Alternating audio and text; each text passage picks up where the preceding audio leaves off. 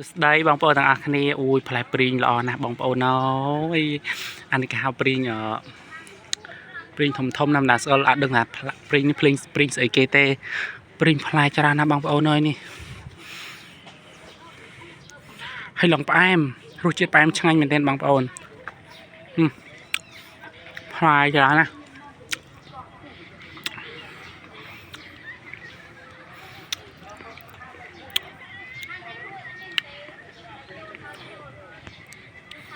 បងប្អូនអើយខ្មៅរោលហ្មង